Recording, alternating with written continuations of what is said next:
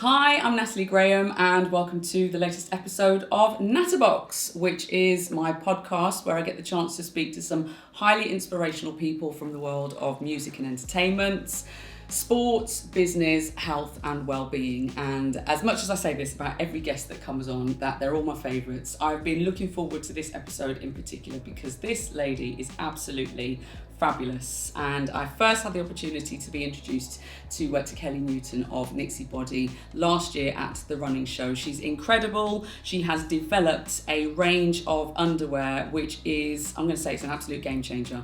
First thing that I've got to put out there, and it's leak-proof, VPL-free underwear. I've got to make sure I get it in because it's part of the USP. But VPL-free underwear for periods and bladder leaks, and it's basically keeping you moving through menstruation, motherhood, and menopause. So, without further ado, welcome Kelly Newton. Thank you very much, Natalie. How are you? I'm good. I'm so happy to be here. Well, likewise, I've got to say as well, Kelly has travelled all the way up from down south. She's come from Croydon all the way to the Midlands, especially today, and which I'm very, very grateful for because obviously it's a long way to travel, and just to be able to sort of catch up with you in person, because when we've met previously, it's always kind of you're being pulled from pillar to post at certain shows. So yeah, this is a real treat for me. So thank you for coming up. Oh my God, I'm glad you invited me up. It was like, yep, I'm taking the day out. I'm going to go and see that. Perfect. So, yeah, it was my pleasure. Now, you are more than just a mother. You're more than just the sort of the creator and founder of Nixi, because I think your story in general and how you've got to this point of creating such a successful brand that is already flying, but it's just going from strength to strength to strength. How did you tell us about you and what got you on this path of developing this kind of range of underwear? I'm going to go back to the beginning, I suppose. Someone that's always suffered with really heavy periods. Mm-hmm. I was somebody that always suffered with really heavy periods. I was diagnosed with endometriosis eventually in my late 30s, so ended up having to have a hysterectomy. I used the coil, bled every single day on the coil, had my endometriosis lasered twice, I was just in pain the whole time. So I had my hysterectomy. I very clearly remember the surgeon saying to me as I came round that he had kept my ovaries in so I wouldn't go into early menopause. Unfortunately, within the year I started to get symptoms that I didn't actually realise were the menopause. I didn't know anything about it because I was told I wasn't going to go into early menopause, hadn't done any research on it. So most of my symptoms were mental symptoms. I was suffering with depression, anxiety, panic attacks, rage, all of those kind of things.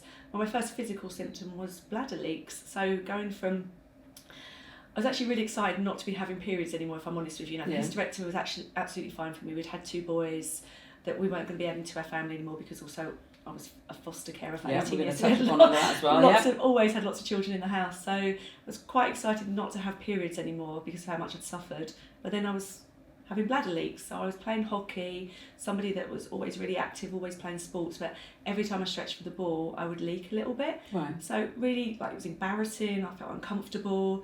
I couldn't use disposable pads. They, caused me all kinds of problems down there, so I looked around for reusables because also, we had 4 teenage foster daughters in the house at the time, all having periods. Every single week I was throwing away a plastic bag full of sanitary towels and tampons, and so kind of I started to look about for reusables that me and the girls could wear, and everything was really big and bulky, and the ones that I bought, I felt like I was wearing a nappy, and people could hear me as I was walking across the through the house. I was rustling. I was like, I'm just not ready for this yet. Still wanted to look nice, still wanted to feel attractive, and I think good underwear plays a massive part in that. I think, and being comfortable as well. And I just didn't feel comfortable or confident when I was wearing those knickers. So I thought, right, do you know what I'm going to do? I had a brainwave while I was at hockey, and all my friends at hockey will tell you this. I was like, I just need a really decent pair of absorbent knickers that you can't see underneath my gym leggings. Yeah. And that's where the idea kind of came from. So went home, drew a pair of knickers on a pad, spoke to my girls at hockey about it, who are all literally in the same boat as me, all around my age. we before every game or every training session, we would be in the toilet having a wee, trying to empty our bladders. And then maybe at half time during the game, we're off to the toilet again to try and empty our bladders. Yeah. And then straight after the game, we're off to the toilet again. And it was like all of us were in the same boat. So I basically made a pair of knickers. I found out what was the most absorbent fabric that I could use, made a pair of knickers, wore them to hockey, and everyone's like, you know, this is a great idea, it's a great idea.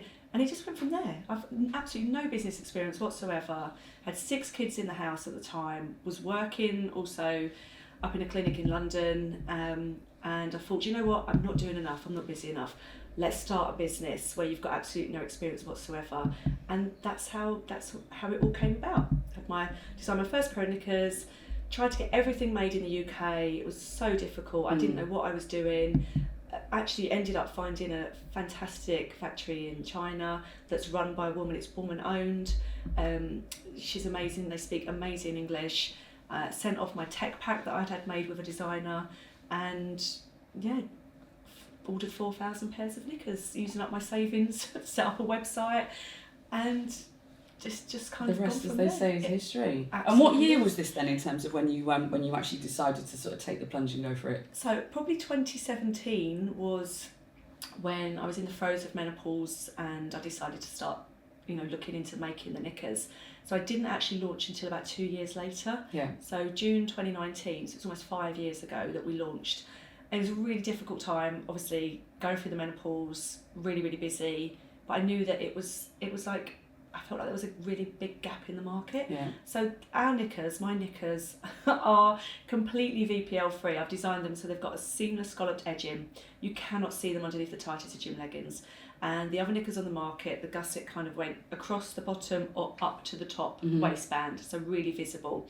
We've designed ours to sit underneath the base of the bottom. Yeah. So they cannot be seen at all. They are the most discreet VPL-free, absorbent, leak-proof knickers on the market. And at the time, obviously, because I was playing a lot of sports, I sent a pair off to the editor of Women's Running Magazine, Esther, who's now I class her as a friend because she's been so good to us. Sent these knickers off to her, and then that was like about 8 months after we'd launched, because sales were really slow. I didn't know what I was doing. I was just thinking, build it and they will come. Actually, it's not as simple as that. So about 8 months into the journey, I'd sent a pair of knickers off to Women's Running Magazine, and then COVID hit. So I was furloughed from my job, and I thought, right, this is my opportunity to really get stuck into the business. So I learned how to do Facebook ads, I learned how to do Google ads, I learned how to do PR and stuff like that. And then all of a sudden I got an email from the editor from Women's Running Magazine saying, can you send me some flat lay pictures of your knickers? And I'm like having to Google what's a flat lay. So I Googled, so I took a picture of them laid down and sent them off to her, and then she's like, we're going to feature them in the next magazine. I'm like, oh my god, I just hope that she likes them. And the magazine came out, and we were voted best in test. They tested them, and they absolutely loved them. They're like, these are the best leak-proof knickers. Do you know what kind of readership it has? It's got, I don't know, it's quite a big one, but they're also online as well. So people were buying the magazine, and literally, I just showed my son the stats today. We shot up from, taking £100 1 month to nearly £4,000 the next month. Really? Which was huge. And that was because of Women's Running Magazine. And then we started getting reviews in, and we've won Underwear of the Year 3 times now in Women's Running Magazine. I didn't even know that. Congratulations. Yeah, thank you. We've been best in test twice as well for 2 of the knickers. Because we've now got 7 styles, and we're just about to launch 2 more styles later on this year, and we've got something else in the pipeline as well. Yeah. So honestly, that changed everything for me. It was amazing, and the Women's Running Magazine and the community have just been so good to us. And obviously from that we've had lots of opportunities of other kind of things kind of coming off as well. So that in a nutshell, love it. There's so many elements of what you've just touched upon there as well that I'm going to be delving deeper into. We've got, obviously, for people, a lot of people are going to be listening, but also for people who can see, we've got a little display right here in front. Yes, as we do here. But just to go back and rewind with regards to your story, because, like I said, there's so many aspects that I want to sort of delve into, endometriosis being one of those, because there may be people who are listening who also suffer with endometriosis. I've got a couple of friends who have suffered with it themselves as well in the past, but I think until you actually go through it, you don't actually know how life-changing that this particular condition can be. So is this something that from once you, I suppose, once you reached an age and reached puberty, did it happen for you straight away, or is it something that sort of develops over time? And can you explain for people who don't necessarily know what endometriosis is? I'll try to. Yes. Do you know what? This is the whole thing with me. I'm like 52 now. I still don't understand a lot about what happened to me and to my body. But endometriosis, I'm sure, is the lining of your womb grows on the outside. Yeah, so it can attach to different organs, which it becomes really, really painful. I mean, I read recently that was endometriosis was found on somebody's lung, in somebody's ear and things like that. It's just crazy. Really? Yeah, absolutely crazy. I almost feel like I didn't get away lightly. I know I didn't, but I feel like I've kind of pushed that all away. I don't want to think about it. I don't believe, I had really heavy periods, but I don't believe that I was suffering with endometriosis straight away. Right, okay. I feel like it's something that I got older, unless I've just sort of gradually developed. Oh, possibly, yeah, unless I've blanked it out. I remember in my early 30s, so my first son was born when I was 29, my second son was born when I was 30, and I think that a lot of my problems, it probably got worse after then, because I remember being on holiday, having the most horrendous pain and having the worst kind of periods ever, and sitting around the pool with all of my friends. I had a bikini on, but I had a tampon in, I had the biggest sanitary towel ever, I had a pair of shorts on over my bikini, and then a towel across me as well. But such a vivid memory, the pain going down my legs was horrendous, absolutely. I was in pain like literally all the time, and I was just bleeding. It felt like constantly. So when I was backwards and forwards to the doctor, and when I had to have it I had it lasered twice, and then the third time the doctor said, look, let's try the Mirena coil. It was supposed to be helpful. So I went in to have the Mirena coil inserted at the doctor's, but they couldn't, I think my uterus was low lying, so he actually couldn't physically put it in. Right. So then I had to go into hospital and go under sedation to have the coil inserted, and literally every single day for 9 months I bled. Wow. Yeah, and I kept going heavily. Not really heavily, but it was enough to warrant a couple of having to change a pad, a couple of times a day. So I just actually been to the doctors recently and asked, I want to see my notes, because I really don't understand what was going on. I was just really naive. I still feel really naive about what's going on in my body. So yeah, just read my notes, and I'd been back after 3 months of the coil being inserted, and the doctor said, let's give it another couple of weeks, and then went back 3 months later, and they said, let's give it another couple of weeks, until the stage I just said, I just physically can't do this anymore. I was drained, constantly drained. So then I had to go back in, and at the same time, obviously they removed the coil and my uterus was removed as well. Really simple operation. It was fine. And it is actually really nice not to have periods now. Yeah. I'm very lucky we've got our 2 boys, and that's not something that I was worried about. I didn't need to worry, but I know there are young girls who are having to have hysterectomies who, have possibly, want children and aren't able to do it that way. So yeah, it's horrendous. And I do look at those girls and think, God, I'm really lucky. I'm actually really lucky. Because at what age did you have your hysterectomy then? I was 42 when I had my hysterectomy. So it was 10 years, it was literally 10 years ago last month. Now. Yeah. So it's still pretty young. I mean, some people are they're having their first children at 42. So yeah. Fingers crossed for me. So yeah, so I get all of that. Yeah. So from that experience, and then obviously they said it wasn't going to sort of bring on menopause early, but that happened. How was the menopausal experience for you? So it was pretty horrendous. I mean, my mum, they say that the menopause is genetic, so my mum went through the menopause in her early 40s. Right. So they left my ovaries in, expecting me not to go into early menopause, because obviously your ovaries are what controls everything. Is that with all the hormones and everything? Yes, yeah. Okay. But my mum she suffered with her early menopause, so I literally have gone down the same path as my mum. Okay. Whereas my 2 sisters, one's 3 years younger than me. She's not going through menopause yet. She's not started menopause yet. Whereas my other sister, who's 7 years younger than me, she's having menopausal symptoms. Really? It's really strange. Yeah. It was horrendous. It was the worst time. Honestly, I think that's probably worse. I don't know if it's because it's clearer in my memory, but going through menopause was, for me, felt worse than going through having endometriosis. Yeah. And did it impact your family members and the boys around you? My poor family. But the first symptom for me was rage. I feel like I'm a really happy-go-lucky person. Yeah. I'm a really positive person. My glass is always half full. If it's not overflowing, you know, I always look on the right side of everything. And I would come home from work or come home from anywhere, and I would just want to kill everybody in my family. So if somebody had left a shoe by the front door, I would walk in and I'd be flinging it across the house, you know, effing and jeffing to everybody. It was a horrendous time for everybody in my family. Like, everyone was cowering from me all the time.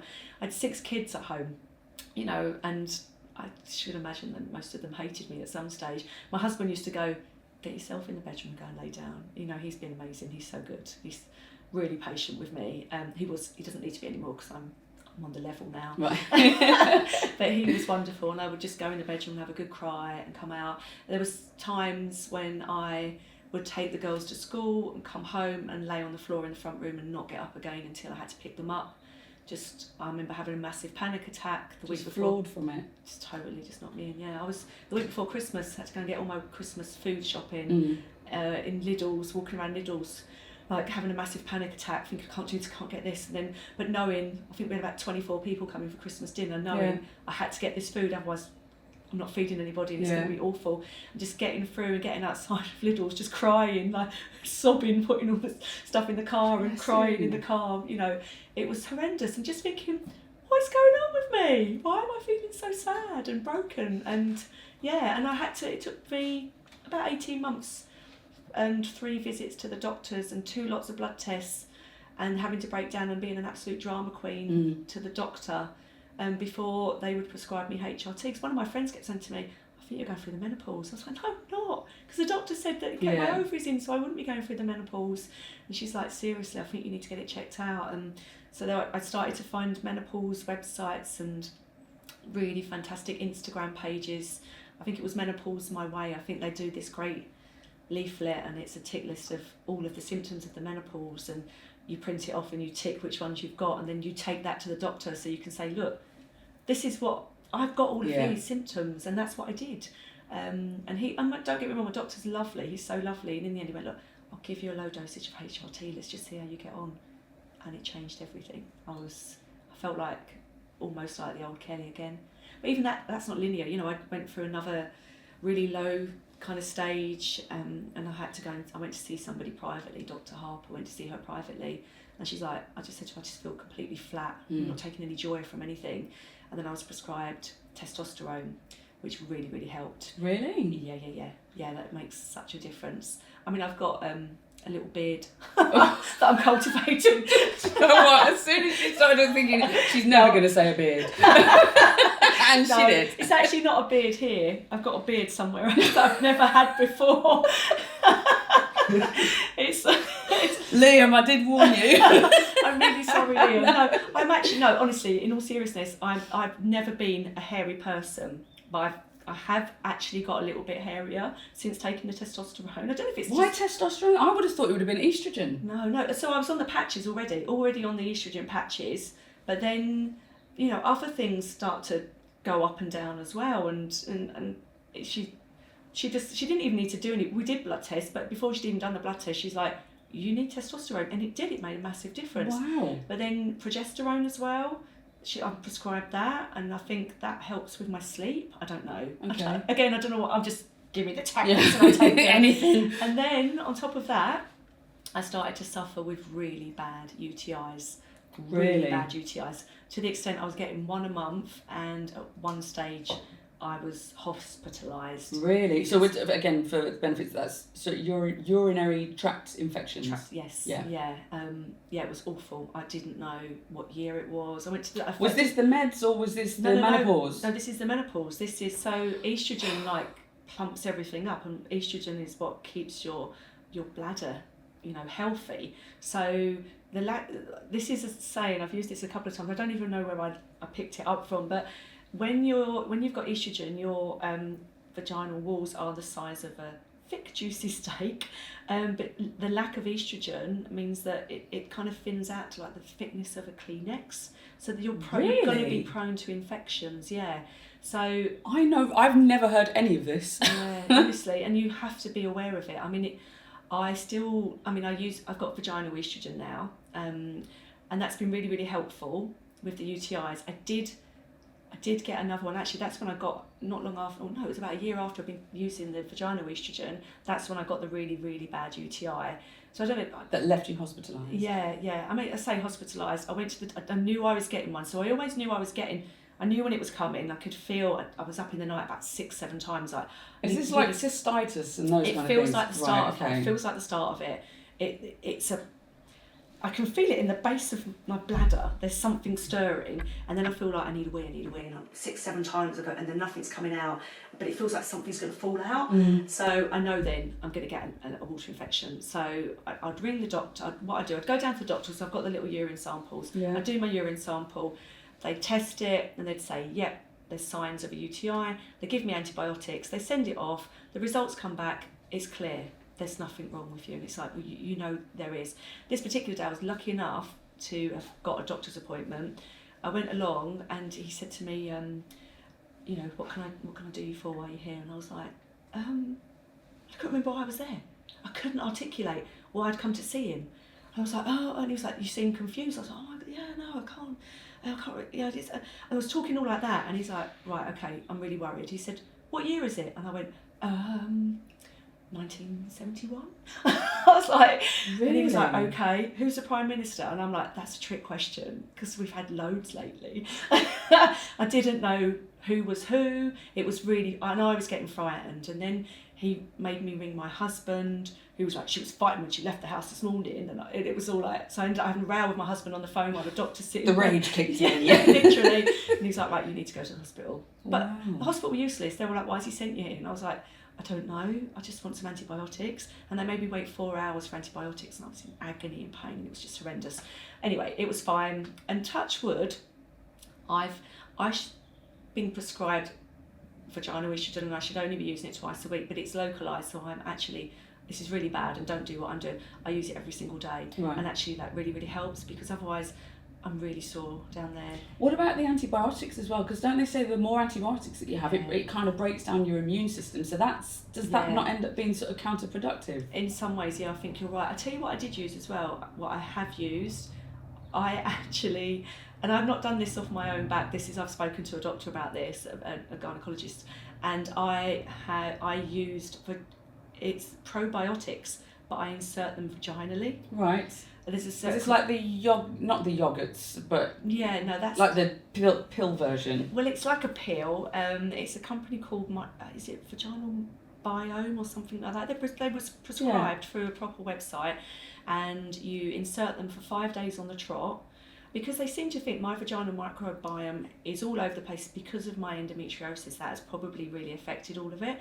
So I did that. 5 days, I think it's like 5 days on, 5 days off, 5 days on, 5 days off. And touch wood, I'm still using the vaginal estrogen.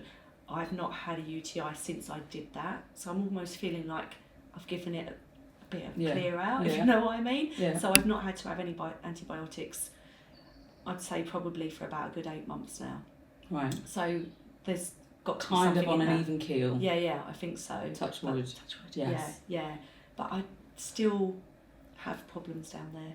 It's just So even in terms of the memory side of things, because we've obviously had other guests on that have touched upon obviously menopause, and I've got sort of a menopause expert as well that's going to be coming on at some stage. But I mean, my immediate reference is always my mum. Bless her, love my mum to pieces. She's driving my dad mad, and he says to this day, I'm sure I've probably even said it before, but he's like, your mother was born with menopause. Oh. He says she's been putting me through, because they've been together obviously at school since they were like sort of 13 and 14. Yes. But she has been going through this now for years, Yeah. including the flushes, Yeah. and even in terms of sort of the memory side of things. And sometimes I'm sitting there thinking, is Mum all right?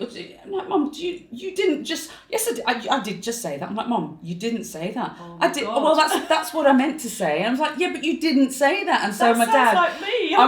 No, well, but the thing is, and then someone else has told me that when it comes to menopause, apparently it's only one day. Oh yeah. The menopause itself is the day that your periods stop. Well, what it is, so if you haven't had a period for 12 months, so your 12-month anniversary of not having a period, that is your one day of menopause, and then they say, I think it's post-menopause. Yeah. So leading up to is all now perimenopause, and then post. You don't even...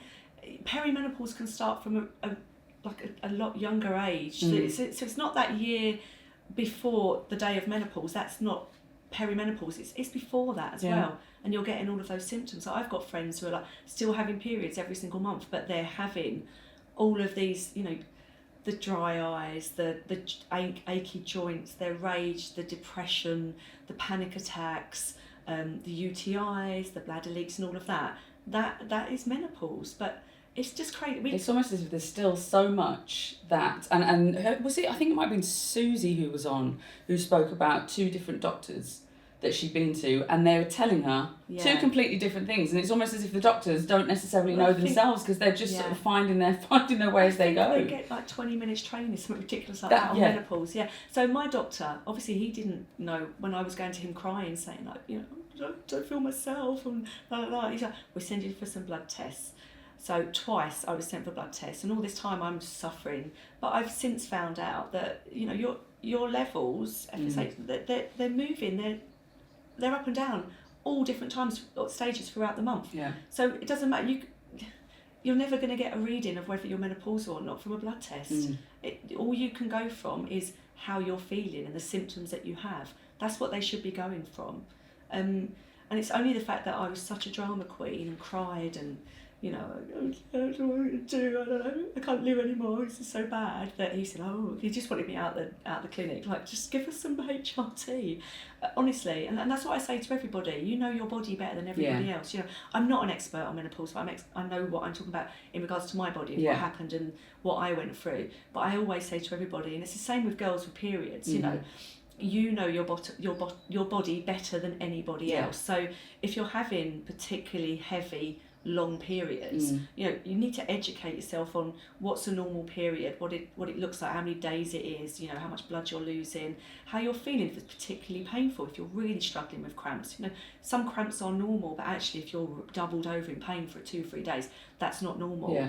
You need to be able to advocate for yourself, or you need an adult or somebody with you who can advocate for you to say, this isn't right. We need to be looking into this, because it could be, you could have PCOS, you could have I can never say it, endometriosis, adenomyosis, I can never say that word.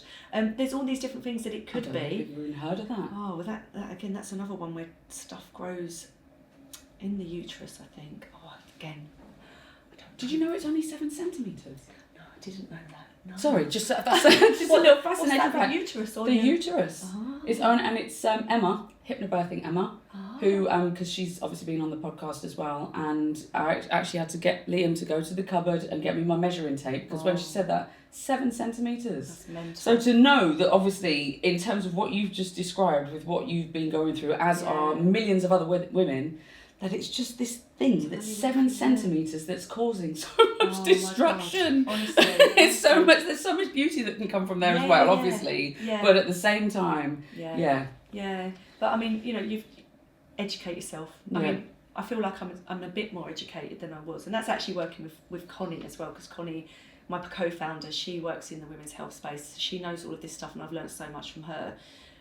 I really wish that I'd known all this before. So how was this? I was going to say, how was this for you? Because obviously, as well as you said, you've got 2 fabulous boys, but you got into fostering. Yeah. And I mean, I've already learned so much while we've been sat here talking now, that for things that I just genuinely didn't know. So just to have you as sort of a foster mum to be able to learn from, and whilst as a youngster going through those kind of changes, that must have been, I say, special for them. But how did you get onto your fostering journey? Right, so my mum used to work with foster children. She used to supervise contact between foster children and their birth families. Okay, yeah. So we just had the boys. The boys were about like one and 3, I think they were. And my mum would come round for dinner and tell us terrible, upsetting stories about the contact that she's just done, and used to break my heart. And I think when you've just had a baby anyway, you're very emotional. I mean, I think I've always been a crier, but really used to cry when mum used to talk about these stories. And I said to my husband, Paul, we've got to do something. We need to help these families, we need to help these children. And my husband's mum, my mother-in-law, who's amazing also, she worked as in a primary school, so she's really caring and giving, so nurturing. And my husband's the same. He was like, yeah, let's go for it. So yeah, we applied to be foster carers and were approved. I think it was about 18 years ago now, maybe longer than that. How long did that process take? It was a long process then. To get vetted and everything? Yeah, it took 18 months to be approved. And actually it's really frightening because you go on a course, and part of the course is, you know, you need to be aware that if there's an allegation, if a child makes an allegation against you, they can take your children away from you. Right. And I remember leaving this particular training day saying to Paul, I can't do this. You know, I know that we're good people. I know that you know, there could never be any allegations, but you don't know what's going on in these kids' heads or these families' heads. And there's no way on earth I want to put my kids through that. But then the next day we went on the course, and I think it was just them saying to us, this is the worst case scenario. You know, hopefully it will never happen, but you need to be prepared. Anyway, we were finally approved. And how old were you boys at this point? So when we were approved, they were 3 and 5. Okay. So they've grown up with foster children in their lives. They're almost 22 and 24 now. Okay. So yeah, so we wanted to foster children who were younger than ours. So we didn't want to upset the family dynamics. So, you know, we could have always had another baby of our own, so that wouldn't have upset the family dynamics. Yeah. And I think the first child we got was 18 months, and then the next baby we got was 6 weeks old. Wow. And he stayed for 2 years. And then the next baby she was just born, she was 5 days old when I picked her up from the hospital, and she moved on when she was 2. And then we started to get we were approved for more children and more children, to the extent where after about 5 years of fostering, maybe even less than that, we always had 6 children in the house. So we'd have 4 foster children. I think at one stage we had 6 children under the age of 11. So it was full on. How did that feel when you had to when I say let them go, especially because I mean I love kids, and I love babies, and I'm just like a very maternal person. So surely after a couple of years, it doesn't even take a couple of years to be able to build that kind of a bond. Do you know what I mean? Like, it still makes me cry now. I know. Do you know what? As I started, because I know the last time I saw you as well, we got into a conversation. So yes, but it's just. So it was the hardest thing ever, because like you've picked this baby up, this tiny baby. So I won't say names, but she weighed £4 4 ounces when we picked her up from the hospital, and had already had a torrid start to her life. And she was adopted when she was 2. And actually we got to know her birth family, and I got on really well with both mum and dad. And it was hard because, you know, they did love her, but they couldn't look after her, and she needed something. Anyway, she used to call us mum and dad, which obviously was really difficult because we weren't her mum and dad, and we'd never call ourselves mum and dad to her. Yeah. It was Kelly and Paul. But all the other kids, you know, the boys would call us mum and dad, and that's what she called us. And when they did, it was so hard moving them on. It was a 10-day intensive contact, like handover. So we'd already met the families before, and then they'd come around the first day just for an hour, just so we'd already had a book. They'd done a little book to say, you know, this is your new home, and this is your new mummy and daddy, and blah blah blah. And then they'd do a video. So we'd have the book, and we'd read that to them of a night time, one of their bedtime stories. And then the video, would have that on constantly, like, oh, that's going to be your new house, and that's going to be your bedroom, and it'd be really exciting. And then the mum and dad would come along for the first day for an hour to meet the children. And then each day they would come round. It's really intrusive. It's really, really intrusive. And it's also really, really difficult because you've got, you know, you love these children like they're your own. Done it again. I've left my Kleenex. Do you know what? Oh no. Sorry. Good old kitchen towel. Sorry, Kelly. That's fine. I should be more prepared for these things. No, it's fine. And then, you know, but also you're kind of, what you need to do is these kids need to move their love onto their new mum and dad. So and this isn't necessarily birth parents. So did some go back to their birth parents, or this is a brand new adoptive families? No, some did, but the process wasn't the same with the birth family. When they went back to the birth family, the new adoptive family, it would be a long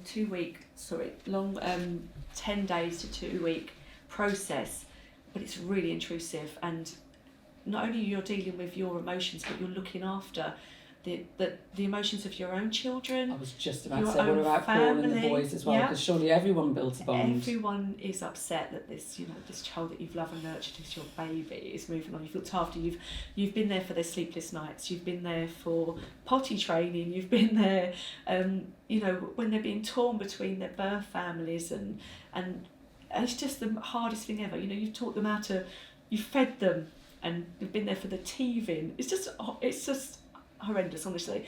But you've also, the adoptive family are trying to, they just really want to be loved by this baby, and you're having to take it one day at a time. And when they finally go that last day, they know what the babies, you try and explain to them what's happening, but that last day they've already started to take all of their belongings off, and your family has said goodbye, and your neighbours as well, because your neighbours have been part of this whole process of bringing them up.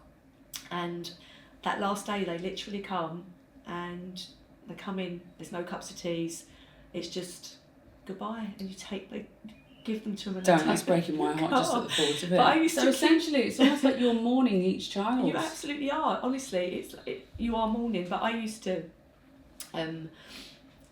keep them in their pyjamas for about a week before they were going, and so when they've gone, their pyjamas would be under my pillowcase, and I used to go up every night and just you have the scent of them. Have a big old sniff of the babies.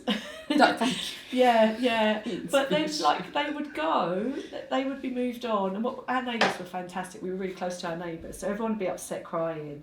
Apart from my youngest son, actually, this is the funniest thing. My youngest son was a bit of a crybaby growing up, and my oldest son was a bit of a lad, and they would move on, and my oldest son would be sobbing, crying, and my youngest son would be like, stop crying, we'll get another one next week. Oh, no. And it was like, wow, who are you? That was the hardest part, but it was true, because literally they would go, our neighbours were amazing. We would always go up to their house and open a bottle of Prosecco, and they would feed us, and we'd sit there, all of us crying. And then it was like, literally come Monday, you'd get a phone call and say, can you go and pick another baby up from the hospital? And I swear to you, it was like that.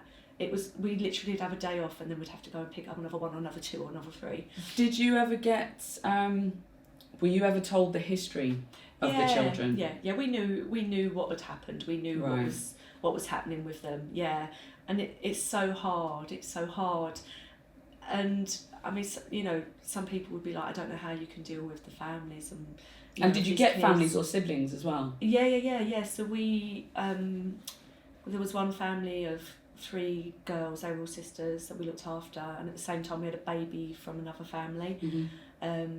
We had sibling groups of 2. Our last placements were 2 lots of sisters from one family and 2 sisters from another family, and there was literally 2 weeks between one of the girls and the twin sisters, and then 11 months between the other sister.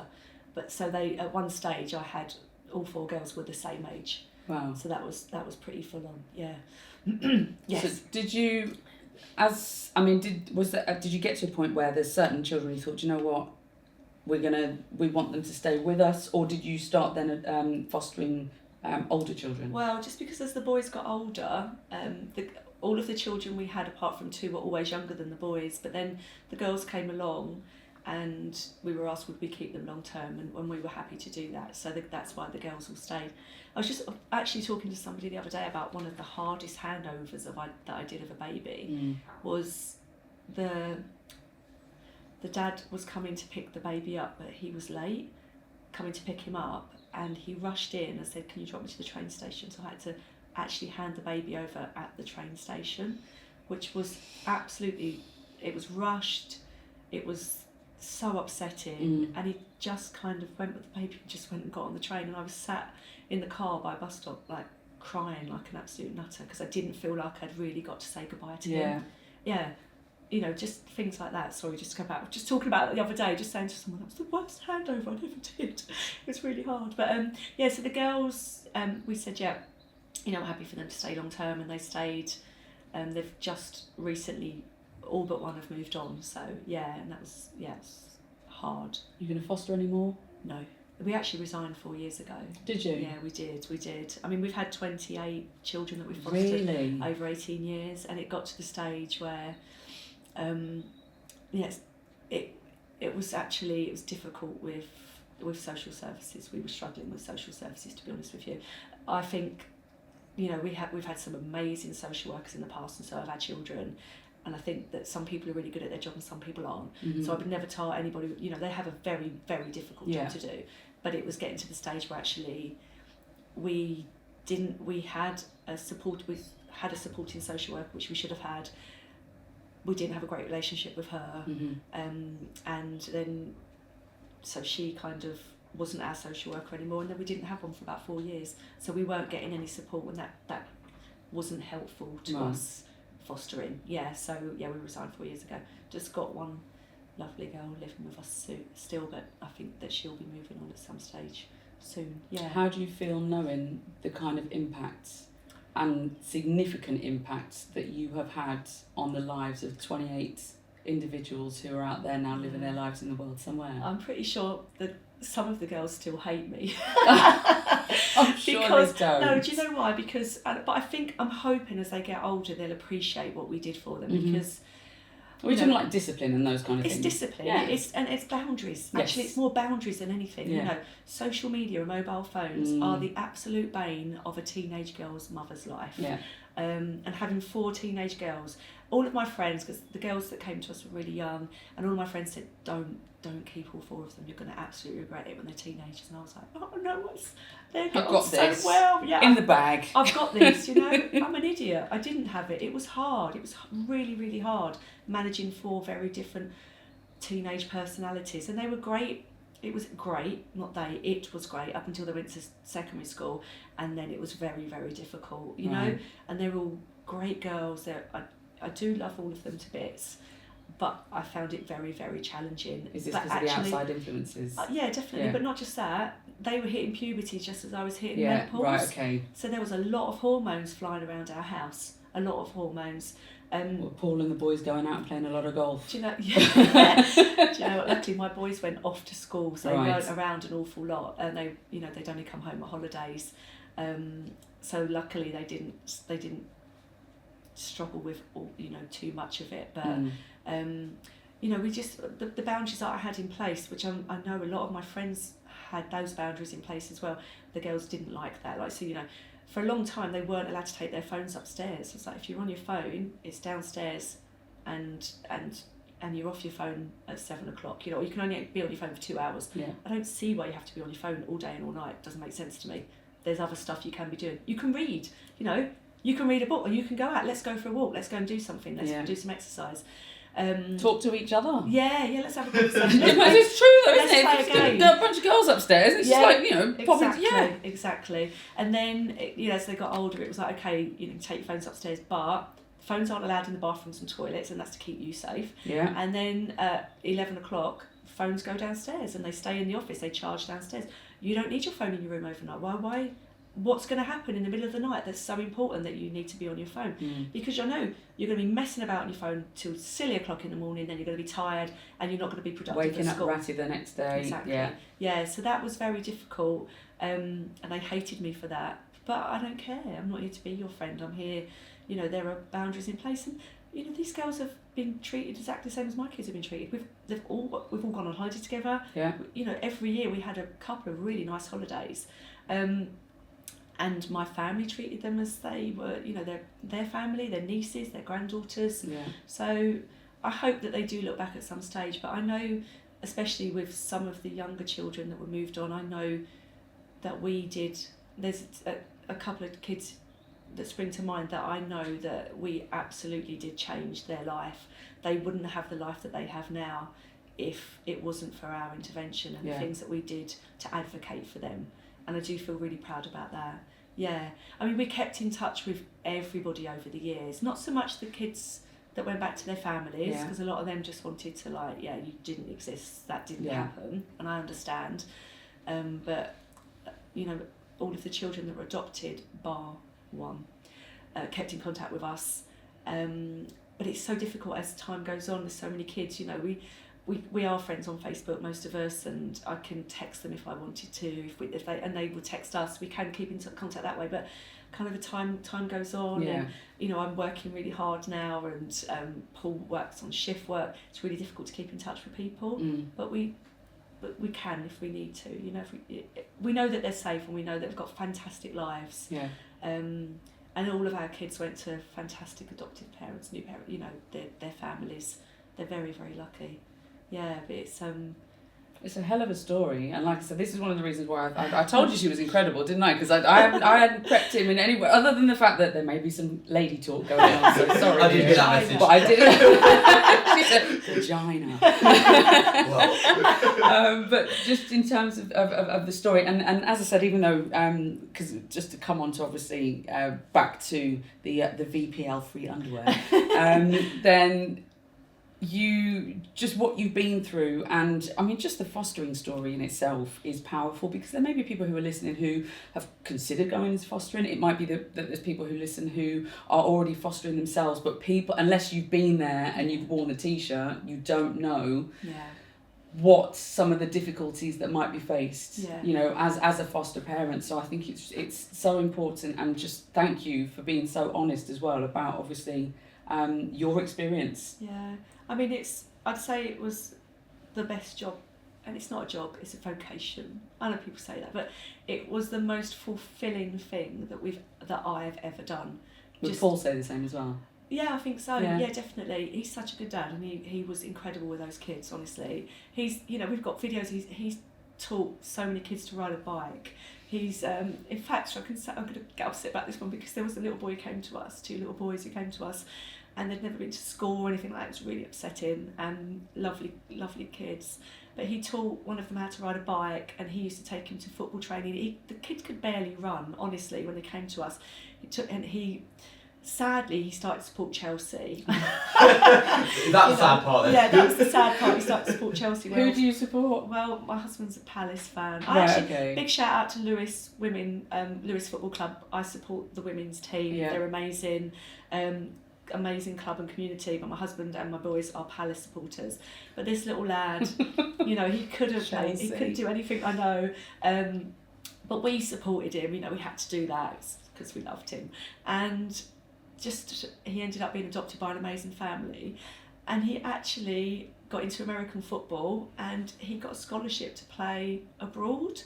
It's like, really? I couldn't stop crying when his mum, messaged me to say that. What an achievement! What an amazing and achievement. The fact that they've kept in contact to let you know as well. Yeah, honestly, their mum and dad were just the coolest people ever. They were so lucky, and they were adopted quite late as well. And wow, that was a proud moment. Yeah, and then I think that was partly because of Paul. Paul was a football coach, and he used to take him along and get him involved in everything, and it was just, I think, that influence that encouraged him to do that. And it's lovely, it's so fulfilling. Yeah. So off the back of all of those years of, like I said, changing people's lives for the better, then you ventured into the world of business. Into the world of knickers. And look at you now. I mean, I've got to say as well, I have, what have I got? I've got 3 pairs. I've got 2 Sarahs. Hold on, let me look at these boxes. I've got... You love the Sarahs, I know. And it's the Sarahs, and I've got the Susie. Yeah, I think. And then I think, was it Connie I got for Mum? Yes, yeah. I think so. Connie, yeah. And they are brilliant. Now, I said this, Liam, don't even look at me like this. Because I'm sitting here and I'm thinking to myself, I can't believe I'm actually going to be saying this out loud, and there's going to be a number of people that are going to listen to this, because I'm very private when it comes to these kind of things, and I'm very much, I said this before we went live, but I am my father's child. So my dad is, I mean, obviously you've met my dad as well.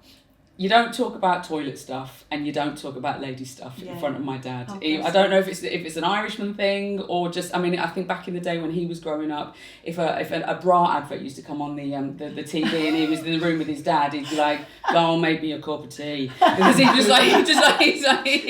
would not, his granddad would not let any of the kids see anything even like that. So he's just, and I remember the first time that I first got my period. I think my mum was just, I can't even say the word. Let me write my period. She said what I did there. Oh my gosh! But the first time I got my period, my mum was away, and I was remembering the house. There was always a cupboard with the upstairs toilet. There was a little cupboard there. And you know when you're kids, you sort of just go like in cupboards in the house. I'm like, what's this? And saw certain pads in there and everything. So when I first got my period, I thought, right, okay, Mum's not here. I'd had a falling out with my dad. So he's like, oh, are you miserable? You are just like your bloody mother. Oh So we had a little bit of a spat that day. I think it was about 11 or 12. Obviously now knowing it was probably my hormones. Yes. But I sort of, and he said something. I was just stood in the kitchen door and went, well, it's not my fault. I've come on a period. Oh. And he was just, and at that point he went from being sort of, I'm annoyed at you because whatever it was that I'd probably done, to just like panic mode. He's like, mortified. are you okay? Oh, listen. And from there he's like, right, let's go to Maxine and Pete's house because he thought, right. So he went over to Telford and then he's got there, he must have phoned Maxine and said, Maxine, she's on a bit, I need some help here. A few years back where I just thought, I don't want to use tampons anymore. Yeah. It's just, I don't know what it is about it. And when you can hear that, you know, people leave them in for too long, you can get, is it the toxic TSS? Yeah, TSS. That's actually, And it's deadly. It is, but actually, I'm sure last year there were only 40 cases of that. So I think I just went to an event run by Bupa and Stylist. Yeah. And I think there were two doctors here. Gynae Geek was there, who's amazing, and a doctor from Bupa. And they were saying, although it's on the side of Tampax boxes, you know, you can get toxic shock syndrome from using tampons, and it's the fibres from the tampon that can then actually cause the TSS, or if they're left in for too long. There were only actually 40 cases last year, so I know everyone goes on about it, and they are extreme cases. It's not anything to do with the chemicals, it's to do with the fibres that are left behind that can... Just a plethora of knowledge. It's just, I mean, don't quote me on that, but I'm sure, honestly, I know that there were only 40 cases of TSS last year. And actually, I think, what did they say? That it actually wasn't even from tampons, it was from something else. Damn it, I wish I could remember that because it was such a good comment, a good quote that they said. So yeah, they have to put it on the side of the Tampax boxes, apparently, but don't be too frightened by that stat because, I mean, 40 cases in the whole of the UK last year is not huge, is it? It's not a very huge small amount. percentage. I mean, if it comes to swimming and those kind of things, then obviously... You've got the menstrual cup. Have you heard of the menstrual cup? Or does that make you... I've heard of it, but I've just you just saying that just freaks me out. I think no. Let me tell you, the menstrual cup is amazing, especially if you want to swim. So when I was having my really heavy periods 20 odd years ago, the menstrual cup had just come out, and I was like, because again I was bleeding really heavy for a long time. I was using so many pads and towels and tampons, and like you, I hated tampons. This menstrual cup came out and I thought, oh, like 20 quid and you can it lasts for 10 years, you can use it for 10 years. I'm like, yeah, this sounds right up my street. So I tried that. It was difficult to get used to like the first couple of times, but then after that it's pretty amazing. It can hold 33 mils of blood. So a usual period, I think, should be between 60 to 80 mil for your whole period. And this can hold that much. I was still changing mine every 3 to 4 hours, but you can leave it in for 12 hours, 10 hours, 12 hours, and then put it in again, clean it out and use it again for overnight. It's very, very good.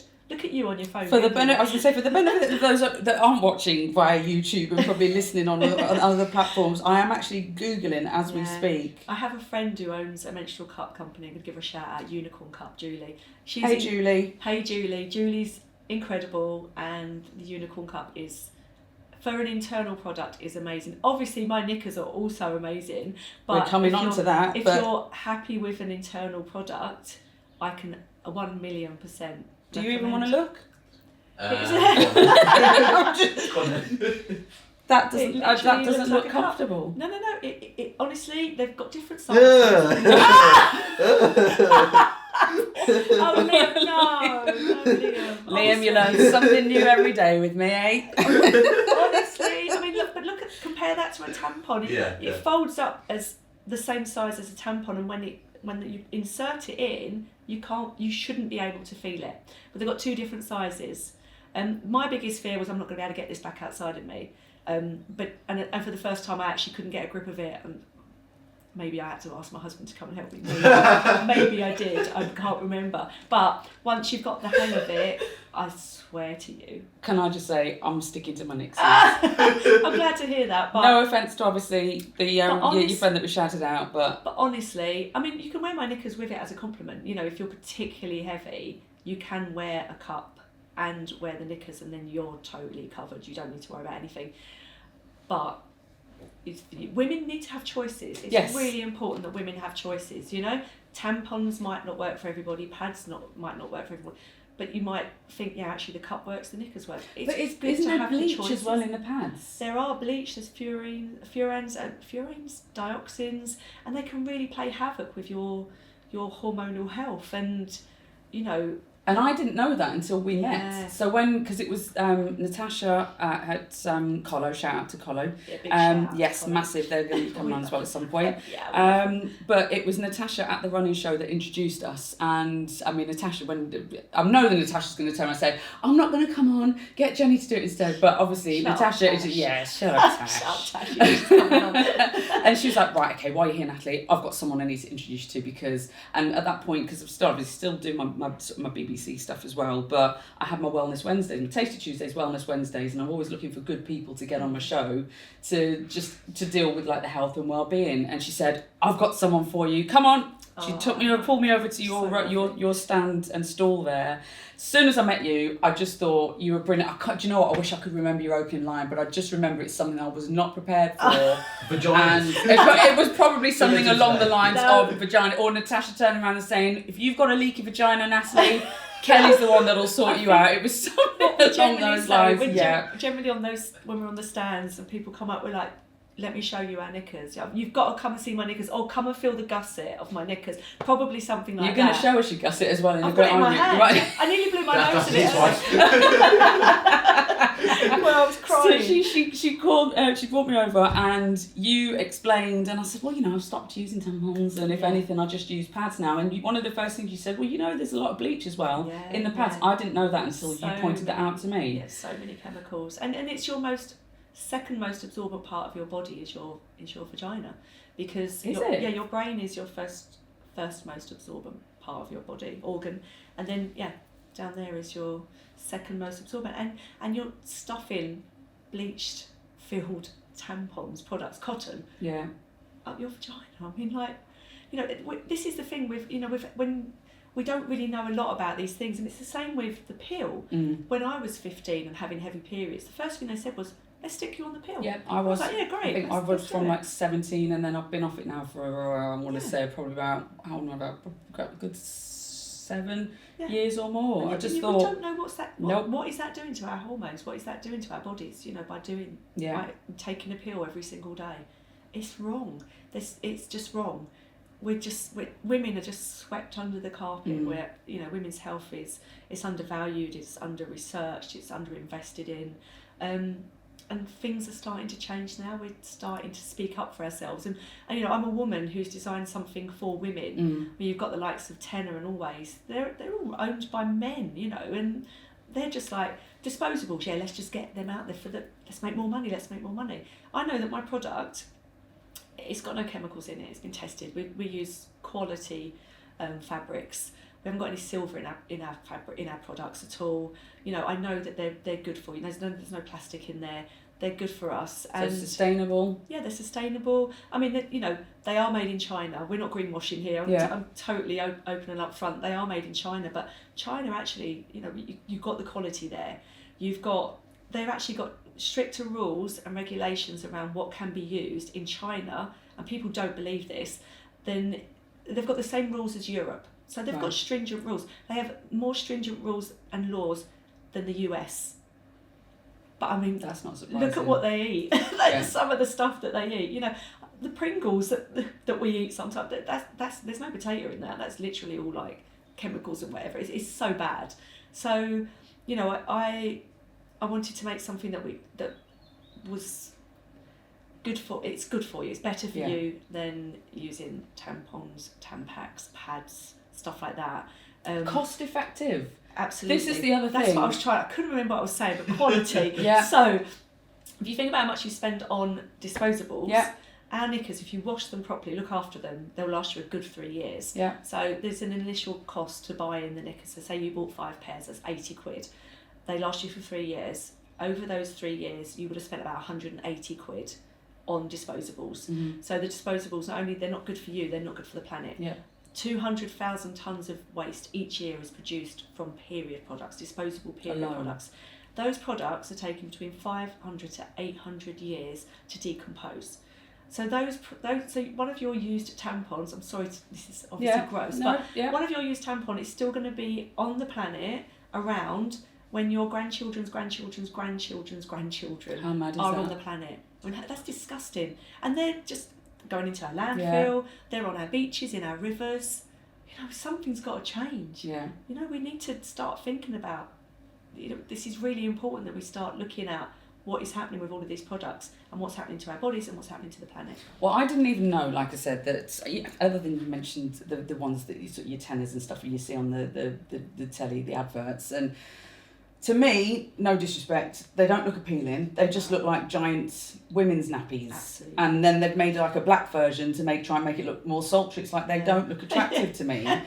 So when I saw these, I was like, oh, hold on a second. They feel great. You're going to show which one can I open here? Can I open one of these? They look quite pretty, don't they? The blue, open those. They're my favourite. They're our bestseller, the Susie. Susie. So do you know what? Listen, these things are, and like I said, I don't normally talk about these things, but the Susies and the Sarahs are so comfortable. Yeah. I cannot begin to tell you, and have a feel of that, Liam. Come and feel our knickers, Liam. No, don't. Please don't try it on.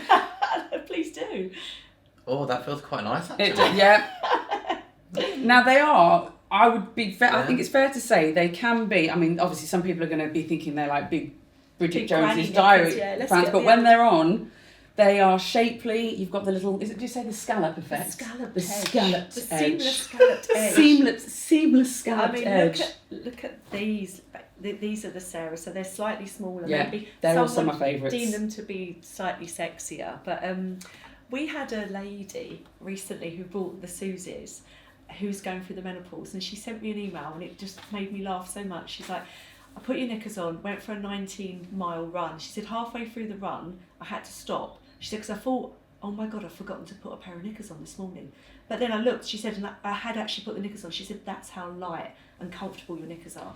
Yeah. And to sleep in and things like that as well, because I mean, these particular ones, I don't recommend to sleep in. I mean, I don't have periods, but depending on how heavy you are, because the gusset ends there and you lay on your back, if you're particularly heavy, I don't actually recommend them for night time. But and I've got a lot of people that do, but I would rather say to people like, you know, be careful if you're wearing night time. We've got other knickers that the gusset does go all the way up to the top. These ones are our sporty range because they are for active kind of, not even active women, just women who are busy, and let's face it, which woman isn't busy who's always on the move? So, but they are particularly good for wearing if you're playing sports. So, like, we've just been at the London Marathon Expo, and we sold so many pairs of knickers. So many women were either coming on their period or worried about leaks, and they've bought them and they're running in them, and we get messages like a couple of days later to say, oh my God. So what are the layers that you've got there? The layers. The layers of the gusset. So this is a gusset that I cut out earlier, it's like Blue Peter. They're not removable, it's just to show you. So the top layer of the gusset is like moisture wicking cotton. Right. So that pulls the moisture away from your skin. The second layer, it's like a microfiber that you would use in the kitchen to kind of wipe up any spills. Super absorbent. Yeah. Everything comes in and sits in there, and then there's this leak-proof layer at the bottom there. Mm-hmm. So that's just above the outer layer of the knicker. Yeah, that doesn't let anything through. That's like completely leak-proof. And you researched all of this to find out what's going to be the best. Yeah. So I didn't design I haven't invented any new technology. This technology was already out. Mm-hmm. So my factory already had all of this. I literally designed them to be very, very discreet. So see how the gusset is like, it's V-shaped there at the bottom. The other knickers are quite a lot wider at the bum or go all the way up to the waistband. So that's what makes ours very, very discreet. And also, if you notice the scalloped edging as well the elasticated seam in the middle of the knickers. So we've got this bit here that kind of sits in the crack of your bum. So what it does, it pulls the knickers around your bottom, almost like more peach effect. Well, not just that. So it does make your bum look really good. Liam, you need to put these on. So we can show everybody, because we can't do it because we're like obviously chatting. And it kind of pulls the knickers around your bottom, almost like Velcro, so they're not moving when you're moving, which means that you're not picking your knickers out your bum when you're jumping around playing netball or running. Right. Which also means that the gusset doesn't move, so there's no rubbing or chafing. Yeah. So they're really super comfortable to move about in. Yeah. Yeah, because I've worn mine to the gym, and if I go out for a run, I know when I was initially wearing them, I think you must get the question all the time, like, is this going to work? Yeah. Because you sort of think to yourself, and again, if you're used to changing your sanitary products, Yeah. then you're thinking, or you're just sort of conscious the first time you got them thinking, and you're sort of looking and checking to think, oh my God, what if I leak? But they are, when I say leak proof, they are leak proof for a reason, because they don't leak. Yeah. They are, like I said at the start, they are an absolute... Kelly, they're a game changer. Oh, thank you. They really are. And the thing is as well, it's only since I've been introduced to you guys that I've now been seeing more and more things sort of coming onto the market from some of the leading sports brands as well that are now sort of tapping into this particular market. And thinking, we're onto something now. But I've never used them, so I can't say, but there's just something about yours that I trust wholeheartedly. And I've sent you messages before, I'm like, who are these people? Why are they trying to do your kind of underwear, Kelly? Because you've got the best ones on the market. Exactly that. I think what we always say to people, if you haven't worn them before, it's a massive thing to do. If you're not, it's frightening. Yeah. Literally, I'm going to put on a pair of knickers and I'm going to bleed into these knickers. I get it. It's scary. So I always say to people, like our Susie knickers, we can guarantee they'll hold at least 15ml. 15ml is like 2 to 3 tampons worth. Yeah. So you need to know your flow. I always say to people, first time you've worn them, buy the Susie knickers. They're slightly more absorbent than the Sarahs, but wear them on your lighter flow days. So maybe the first day. These ones are Susie's, the bigger ones. So I always say, like, if it's your first day of your period is a little bit light, wear those, get used to them, recognise your flow, and build up to your heavier days. Right. You shouldn't leak in them. They have been tested. Bladder leaks is the same. Some people say, I've got really light bladder leaks, or I really do leak when I'm, playing exercise, or if I just get, latchkey incontinence is a thing. I don't know if you've heard of that. When you get to the front door, and the closer that you get to the... You're nearly there. You didn't need a wee, you didn't, but you see your front door and you're like, oh, hang on a sec, I do need a wee now. And I have to kind of stand like that for about 5 minutes. My husband's like, just go in. I'm like, I can't. I've got to hold it until the urge is gone. So it's really difficult. But you need to, again, understand how leaky you are. So, I wear the Susie knickers every day. I'm absolutely fine most days, but there'll be some days where I'm out and about and then I can see my front door and it's like it's game over. There are days, actually, if I've had a cup of tea, caffeine just is awful for me. It's really, really bad for my bladder. I've had to completely cut caffeine out. I've had one today, so probably the train home I'm going to be like that. But I will leak then. I know I will. And playing sports will always leak. Running, I'll always leak. So, I know that they will work for me. Actually, I've tried the Sarah ones on a trampoline and they don't work for me. They're not absorbent enough. I can wear those on a trampoline and be absolutely fine.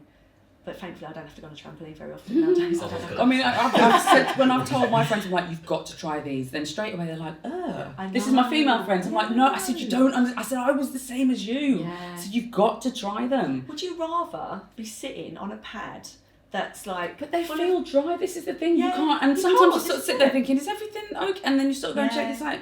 But it's like that... Super soft. Super absorbent. It is incredible. But you've got to consider it, right? Would you rather be sitting with a pair of knickers on, with a pad that is rubbing you, chafing you, is causing, issues down there? And that's what I said, that's why I prefer these to sleep. Yeah. They're just so comfortable. And I wanted to highlight as well that, and again, we spoke about this when you came on the radio, I think the other thing that, because as much as obviously we might have a little bit of a giggle, for people who are listening thinking, well, how is this going to be relevant to me? There may be certain guys that are still tuned in at this point if they haven't thought, I can't listen to this bunch anymore, not on this episode. But if they've got moms, grandmas, then you've explained to me before that there's been, older women, people with disabilities who might be wheelchair bound, where it's restricted them from going out with family or going on holidays because they're conscious of what happens. And the other thing as well, being parents of youngsters with sensory issues and autism. And I think that was one of the other things I wanted to make sure that we highlighted, because as soon as you said that to me, I thought, you know what, didn't even occur to me. Yeah, so I've had ladies buying for their elderly mum who has the onset of dementia, so she's not quite getting to the toilet in time, but she is really funny. She won't wear pads. She just wants to be in her normal knickers, and actually they do look like normal knickers. And incontinence, it's awful because, firstly, you start suffering from leaks. You're embarrassed, so then that might stop you from going out. So then you're going to lose your friendship group, so you're not going to socialise, which means then you're going to be isolated, which then could lead to, this is really going down the line, but then that can lead to overeating because you're sitting indoors and you're feeling sad and you're overeating, which leads to diabetes. There's a really massive knock-on effect. Massive for the confidence as well. Absolutely massive. And we talk about women, men. This obviously our knickers aren't for men, but it's something that we're looking into doing because as women, we are more open than men about these issues. They are still taboo subjects, and some people don't like to talk about them. But one person, and it's generally me in a friendship group, that will open up that conversation. And then you might get a private message from somebody saying, oh God, I thought I was the only one. And we get a lot of this at events, women coming up. And you can see them, they've seen the sign, no ifs, no leaks, just butts. And they're like, what's that? And then they can see on the stand, oh, it's knickers. Oh, okay. And they'll walk round and maybe wait until there's nobody on the stand, and they'll come over and it's like, oh, I thought, what's this all about? And then, honestly, the messages that we get from customers, you've seen me crying already. I cry so much because they're like, thank you so much because I've got my confidence back. And there was that one particular lady who would ring me up to buy her knickers because she was going on holiday. I think she was about 96, and she was going on holiday with her family. She'd been using pads and she was so embarrassed. She was like, I don't want to take my pads on holiday, but I want to take the knickers. And she actually rang me when she got back from holiday and said, I had the best holiday ever with my family. I just would wash my knickers overnight, put them on the line. They just looked like normal knickers. She said, I didn't feel embarrassed. I felt confident. And you think, God, what a difference. Probably all these years she's been wearing pads and the quality of life wasn't great, and what a difference it can make to your life. So, and again, sensory issues. We had a lady buy-in for her daughter who was autistic and had real sensory issues, wouldn't use pads, and she'd just started her periods and they were really struggling with her, and she wears the knickers every single day. And the mum again said, what a difference it's made to everybody's quality of life, because just trying to, with the periods, what a mess it was. Now they've got that, and it's just a case of take the knickers off, throw them in the wash, and Bob's your uncle, dry them out, you can wear them again. So it's they are literally a lot of our reviews life changing, not just a game changer. They are life changing. Yeah, definitely. And as for somebody who has come up with an idea, who could see the gap in the market, and just to know that I needed them, and actually I wasn't the only person that needed them, and actually I'm making a big difference again to somebody's life, is just it's overwhelming, and it's just lovely, and I feel really privileged to have done that. Well, you already know how super proud I am of you, and I genuinely mean that as well, because you've gone, am I right now, have you been on QVC and you've grown to that level, and then have you secured Boots? So we're stocked in Boots now, so we're online in Boots, and then we're look at Liz, stores. I know. And do you know what, we've done all this, there's me, there's Connie, and Claire, and we all have other jobs still. And of all the, I'm going to say as well, because the pants named after people within your sort of circle of. So Sarah's my PT. Susie's my mum. So my mum's done a lot of modelling for us. Bless her. Oh. Yeah. Is she one of the ones on the posters? Yeah, she is. I didn't know that. She said she's given up her modelling career. She doesn't want to do it anymore. She's 75. Oh, Susie, you look fabulous. Sue. Yeah, Connie's my co-founder. Gracie's my niece. But we've done all of this literally just by hustling, with no investment, just hustle, all with part-time jobs, and we are all in the space of 5 years? Yeah, 5 years. I mean, I think the last 2 years have been massive for us. So we're in selected stores, but we're online, so you can buy us online, especially if you're in Ireland. Like, buy us online in Ireland, because we're struggling to send to Ireland because of stupid Brexit. QVC, we've been on twice. We're back on in May, and I love doing that. Mum will be watching that. She's a massive QVC nut at the best. The only day my dad gets off from the post is Sundays. I swear to God. He said he's like, literally, our house is like a QVC warehouse. QVC is mad. It's mad. But it's also brilliant. It's like a little guilty pleasure. Oh my God. Guilty pleasure. Do you know what? I love it. And I get really nervous. I don't like speaking in front of big crowds. But I love this. This is just like, me and you just chatting with some young lad in the kitchen. But I don't know who he is, but I don't like speaking in front of people. That makes me really on edge, and I get really, really nervous about it.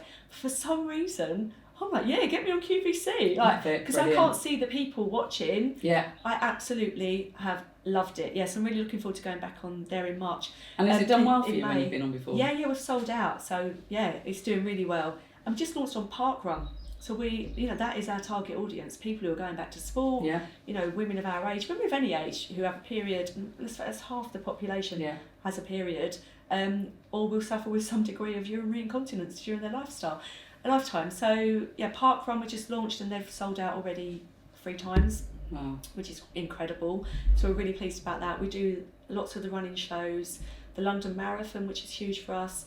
We are, fingers crossed, going to be launching into a few more retail outlets this year, and I'm confident it's going to be more than a handful. We're flying. There's other things that I can't talk about because my competitors might hear and then they'll get ideas, but there's loads of other things that are kind of coming together, which we're just like, where did that come from? And what sizes do you cater to? So we now start from an 8 to 9, all the way through from a 4 up to a size 30. That's a 9. Right, hold on a second now, because that's my brain. I'm thinking either small, mediums, and larges, or 8 to 10. And so what's explain that? So 8 extra small is a size 4. And then we go all the way up to a 9XL. And that would be like, when you say 8 to 9, you mean as in ages? 8 to 9 ages. So the teenage, pre-teen, tweens age group. Yeah. So we've got these little dinky little knickers for girls who are just starting their periods. And again, I think it's so lovely. Like, for anyone who is at primary school or secondary school who hasn't started their period, I think it's really important to have something in their bag, like a just-in-case bag. Yeah. So, even if it's a couple of towels or some wipes or, hopefully a pair of our knickers. But hopefully, because they're so comfortable, let's just have a pair of knickers on. You can wear them, so just in case you come on, you've got those comfortable knickers. The contingency's you've already got there. Absolutely no worries about leaking through anymore, or having to say to the teacher, please can I go and I need to go to the toilet, I've got my period. And girls are starting their periods so young nowadays. Like, honestly, the norm feels to me it's like 9 to 11 years old, Like I said, I think I was about 11ish. Yeah, which I still think is young, because I'm pretty sure I was like 13, 14 when I started my periods. So I feel like I did an awful lot of sports. I don't know if that kind of stopped me from starting my periods, but bless, one of my girls started at 9. And then you're talking about your dad. When I started my period, I was so mortified and embarrassed because we didn't talk about periods. Right. I was stealing my mum's towels for about 3 months before she suddenly thought, where's all my towels going? She's like, who's nicking my towels? She's like, it was me. I started my period 3 months ago. She's like, what are you saying? I was so embarrassed. Yeah, bless. Because I think we obviously talk about this so much at home in front of the girls and the boys, so the boys understand what's going on. None of them felt embarrassed when they started their period. In fact, I was away with my son when one of my girls started her period at 9, and she just spoke to my husband and he sorted her out. So, because I wasn't expecting her to start at 9. Yeah. Because I was just so young on her 9th birthday. happy birthday. Wow. Yeah. So, you know, I think it's great nowadays. I think hopefully we're talking about it more, so it's less embarrassing. There's a lot of things that seem to be a lot less taboo now. We shouldn't be embarrassed about these things. It's a natural thing to be talking about. None of us would be here today if it wasn't for a period. Yeah, I did a talk recently in front of about 200 15, 16-year-olds, and as soon as I said the word period, they all started twitching. That's still me. Yeah. I mean, I don't. Again, I think working with Connie has made me not feel so embarrassed about it, and actually want to advocate for advocate. Is that the word? Yeah. For the fact that we should be talking about it. What's embarrassing about period? And what made you two pair up? So I met Connie just before I'd launched the business. I went to learn how to do social media, because I didn't, and I still don't know how to do it. Snap. And I was very lucky to meet Connie, who's young and hip and trendy, and knows her way around Instagram and stuff like that. And she started doing the social media for me, and I was paying her, and it got to the stage where, obviously, because I didn't know what I was doing, wasn't getting a lot of money, and I said to her, I'm so sorry, I literally can't afford to pay you anymore. And she's like, but I still want to work with you because I love you and I love the knickers. So she came on as a co-founder, so she owns part of the business. Brilliant. Yeah, she's amazing at what she does. She's so good at what she does. I love the fact as well. I'm not going to big her up too much though. But just that sort of collaborative mindset, I think, is something else that there seems to be more and more people, more and more women as well, who are sort of that kind of strength in numbers. I think so, and I think I actually had a conversation on my way here today with another a friend of mine, Martha, who owns Fab Little Bag, so we just work in these circles, and we were talking just about that today. You know, not me and her, because we're not in competition with each other, but actually collaboration over competition any day of the week. We're all small businesses. Yeah. We're all fighting to be recognised and build our companies, and actually sometimes we are stronger together against the likes of Always or these big companies, you know, Nike and Adidas. If we get together, you know, we can move mountains. I think it's really important. We shouldn't be in competition with each other. So to some degree we are, obviously. That's not great business sense, but we should also be looking at what we can do together to strengthen ourselves. Right, I've got some of my key questions for you. You ready? Go on. Don't look so scared. I'm all right when I'm talking about me. How do you define happiness, and how has this evolved over time? I think for me, happiness for me actually is my bed. Brilliant, love it. I am happiest when everybody else is happy, I suppose. It's really difficult. For me as a mum and as a wife, I've always been used to everybody else's happiness. Well, not just happiness, everybody else needs to be kind of in a good place and where they need to be and fulfilled, and that was always where my happiness came from. And seeing people, my family, achieve and doing things that make them proud and make me proud, that's where my happiness came from. But now I feel like as I'm getting older, honestly, happiness for me is my bed.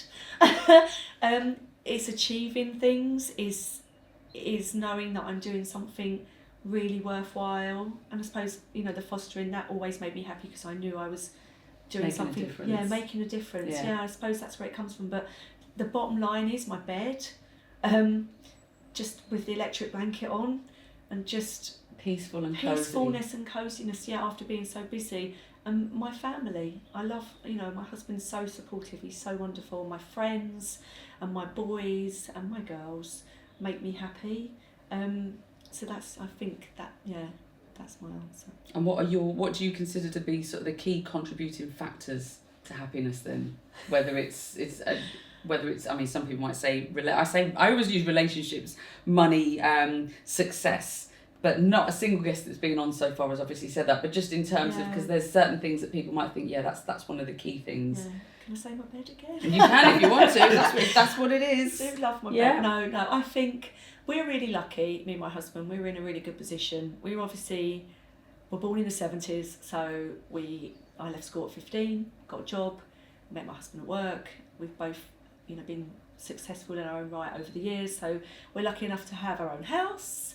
We don't have really successful jobs. We're just run-of-the-mill people, but we're in a really nice position financially.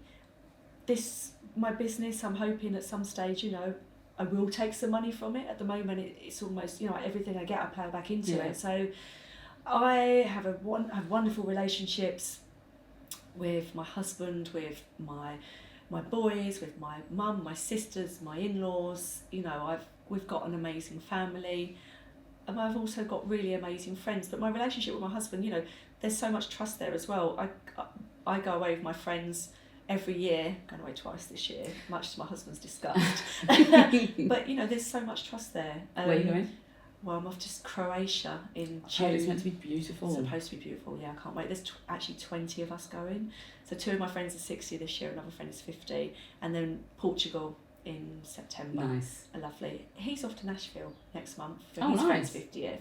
Yeah. I love holidays. Holidays that actually contributes to my happiness. But I love holidays where I can just go away and I take about 8 books away with me, and I will just sit and read. I've got my Velcro knickers on. I'm not moving off this sunbed, sitting in the shade, eating and drinking, and because I work so hard every other day of the year, that my holiday, it's a holiday. It's a proper holiday. So I can't even remember what the question was now, but yeah. The key contributing factors. No, I think you pretty much covered it. So yeah, 100%. Oh, it's got me thinking about Croatia and Portugal now. Just want some sun. So do I. So miserable and cold. I know. Just want to make up his mind. When facing challenging times, how do you overcome adversity, and how has that shaped your perspective on life? So I've got a lot of people that I can turn to. If I'm finding something particularly challenging, I've got a lot of support. Again, going back to my husband, he's going to think that I really love him, and I do. I just sent him a text last night saying to him, thank you for everything that you do for me, because obviously over the years he's been the breadwinner, and I've always been the one with the kids, running the house, did the shopping, I had the budget, you know, I ran our household, I literally ran everybody's lives, and with 6 kids that was difficult to do sometimes, but he's so good now I'm running the business. He does the shopping. It's not that I've got to really appreciate him for that. He stepped up, and that's great. But he does it without any moaning most of the time. So he does the shopping, the washing, the ironing, the cooking. He literally does everything so I can be in my business. So he supports me in that way.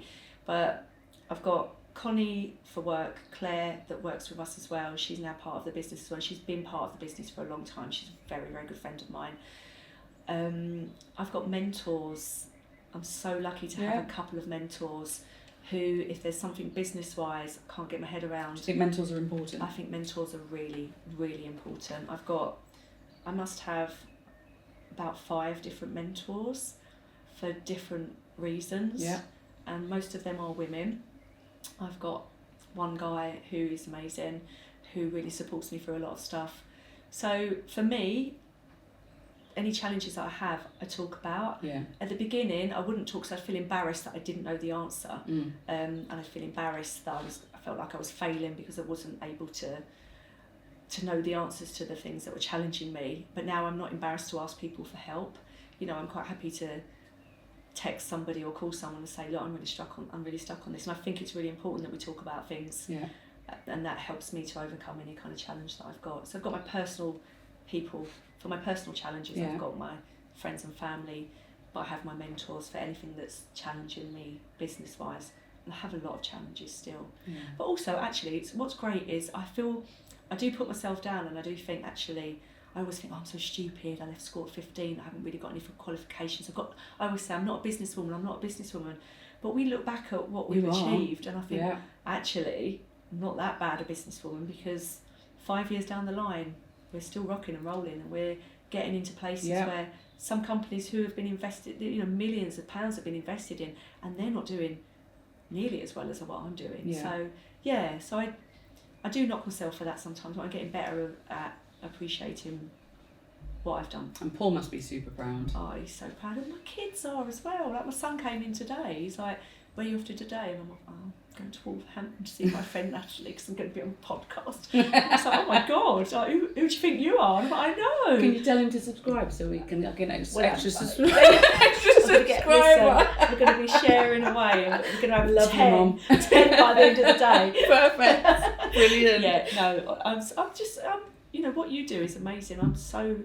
I feel so privileged to have met you, and you know, you're so supportive of everything I do, and I honestly thank you so much. I think you're wonderful. I think what you've achieved is amazing. And you know I love your mum as well. I do. I'm a massive fan of your mum. Do you know what I said she didn't know? She was going to come today as well, but my brothers ended up taking her and Dad with his future in-laws off to Cheshire Oaks today to go shopping for like wedding stuff. Which is lovely for them. them. No, Kelly's going to be gutted. What about me? Yes. No, like I said, she's already wearing your pants. That's great to hear. So I'm going to make sure we'll have to do like a little Insta live with her or something, so we can I'd love to talk on her page to her followers, to her people, because it's that perfect kind of demographic as well. Absolutely, yeah. But yeah, she can't wait to meet you as well. So I told you I was going to bring I've got my couple of 7 inches of your mum's records. I was going to dig them out, but I didn't have time. I'm devastated. No. She's not here to sign them anyway. So. Well, she will be. We'll touch base. You'll meet her at some stage. You'll be sick of the sight of her at some stage, I'm sure. How important do you consider maintaining your well-being and overall self-care to be? Do you know, again, 5 years down the line, I know how important it is. I probably don't do enough of my own well-being. I've got my crystals indoors. But again, you know, I keep going back to my bed. Bed for me is wellness. Yes, people rest. You underestimate how important. And you think about how much your brain is working on a daily basis to make sure you're covering every single base possible. Yeah, absolutely. But exercise is really important for me. Do you still play hockey? I don't actually still play hockey. No, I'd like to blame the menopause, but I was getting too aggressive on the hockey pitch. I used to hate hockey. I played hockey. I was good at hockey, but it was just if your fingers got caught with the sticks. My gosh, it's so painful. Yeah, if the goalkeeper whacked you around the face for no reason with her glove, that wasn't very nice either. Yeah, and that's going to cause rage for anybody. I don't think that's got anything to do with hormones whatsoever. Yeah, so I play golf now. Although I say I play golf, I haven't played since New Year's Eve. I need to get back. I'm a bit of a fair weather golfer. So am I. I'm doing running. We need to play. We do. We definitely have a game in the summer. Yeah. Come down, we're playing the summer. In fact, I'll come down. We'll play in the summer, and Mum can caddy. Yes. Yeah. We get her a trolley. Good old. She can do that. Don't give her a trolley. She can carry the clubs. 18 holes is earn your keep, love. But I've just started to run. In fact, I've just signed up to do the marathon. Have you? Yeah, and I said I love a challenge. I love to have something to work towards. Yeah. So like part of my wellness is exercise, is sleep. I just did this amazing meditation session on a Zoom with this lovely lady. So one of my mentors, it's her mum. She does meditation coaching for busy people. And I don't know if it was that, because I've been really stressed out up until then, but it was lovely. You feeling nice and zen? I still feel zen now, so I'm actually going to book in with her and do some more classes, because I really, really enjoyed that. It's just about eating healthily. I think that's really important. I'm really trying to cut down on meat. I'm trying to eat more protein. I know I need to strength train for my bone density as I'm getting older, going through the menopause. I take vitamins and supplements. Yeah. I take my collagen without fail every single day. So I know all the things that I have to do. I'm not always good at doing it, but I feel like I'm a lot healthier. I'm looking after myself a lot better than I did previously. To be fair, I'm working a lot harder than I ever did, a lot more hours. And sometimes my husband would have to say to me, "You've been on that since like 7 o'clock this morning, it's 11 o'clock, you need to go to bed." But, you know, I'm trying to now block out days balance where I can just relax. Yeah, it's hard though, it's hard. But important. Really important. You're not going to be any good to anybody else if you don't look after yourself first. I know. It's easier said than done sometimes, though. Yeah, I know that. I know you're right. And one of my final questions, music, because I know you are a music lover. What's your go-to song? If you've got a song that you can choose, if you've sort of woken up one of the days and you're in a funk or you're in a rage and you just need to pick me up, or it's just something that, you know, can instantly put a smile on your face, what's your go-to piece of music? I love music so much. You know, I love music so much. And actually, there's two songs. I can't remember. I'm not going to remember the name of the one that I really love. But Luther Vandross, The Glow of Love. Yeah. Oh my God, I love that so nice much. Choice. Thank you. So literally, whenever I go out anywhere, my headphones go in, and that'll be my straight away. That's my first song that I'll listen to, because it's just Oh, it's just beautiful. It's beautiful. I love his voice. Oh my God! And Sharik, what's Sharik's song? Oh my God. Sharik. Where's my phone? Sharik, get me my phone so I can. Honestly, it.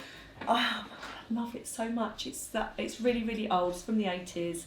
You will know it when I play it to you later. Hang on a second.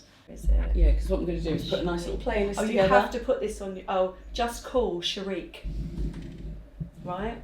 Put that on as soon as the thing is, you're 10 years younger than me. Do you know what? As soon as I play it, probably it's going to be like, I know that one, but I probably just Yeah, it's beautiful. It's amazing. Absolutely. Right. I have to have two songs. Yes. Because I've talked for so long. No, because you've come from such a long way. Thank you. Yes. Yes. Several hours it took me to get here today, so I deserve 2 songs. Probably felt like several hours waiting at Euston when you're seeing on the board the train's still yet to arrive. And I've got there 3/4 of an hour early as well. Hence the coffee. Yes. Yeah.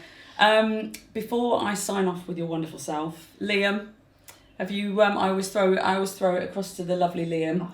My little crutch, my little support system over there. I love that. Yeah. Crutch. Yes.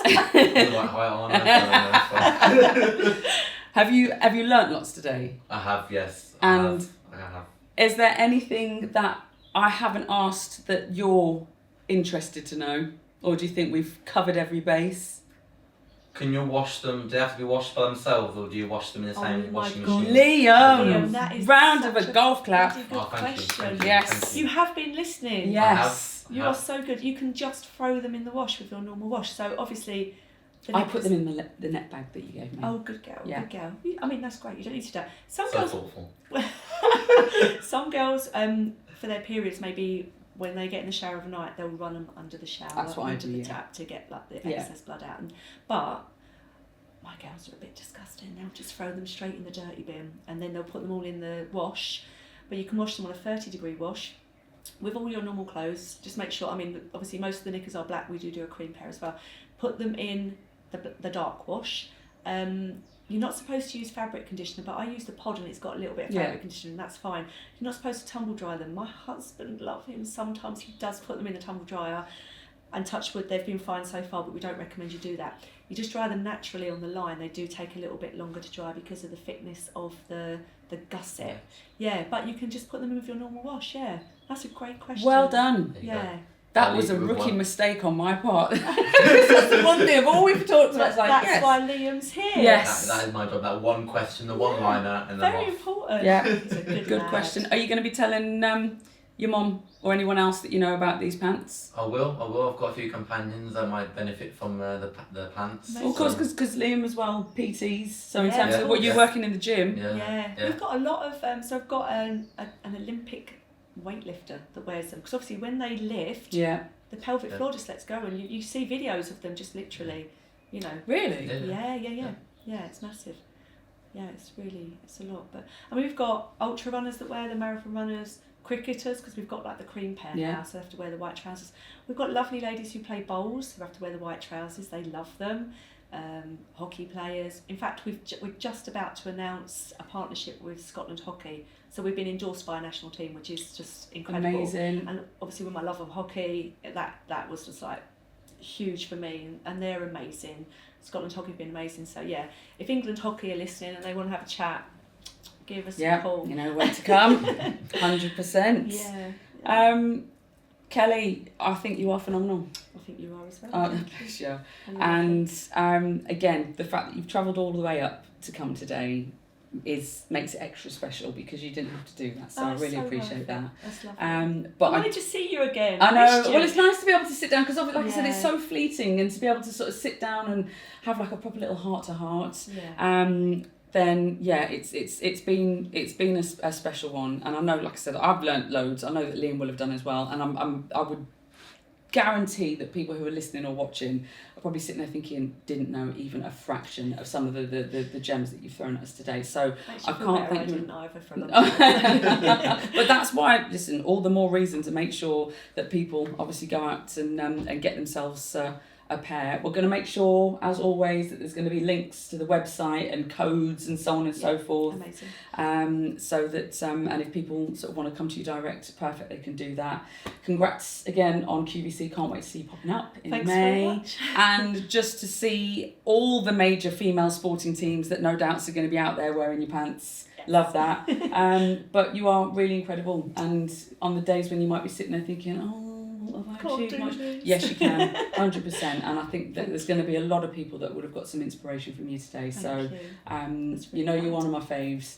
Oh, so proud, and to build this in the sort of such a short space of time still, that you've done it, then yeah, I think you are a superwoman. I really, really do. Thank you so much. So thank you for joining me. I really appreciate it, and I would have travelled to Edinburgh to see you today. Oh, honestly, bless you're really kind. I appreciate your lovely words. It means a lot, because it is. You know, you never know how you're feeling about stuff, but people like you, you're wonderful. Best pants ever and super sexy, even if I say so myself. And on that little happy note, thank you to yourselves as always for tuning in. And don't forget, you can click the usual like, follow or subscribe to make sure you don't miss out on any future episodes. Again, a huge thank you to Kelly Newton of Nixi Body.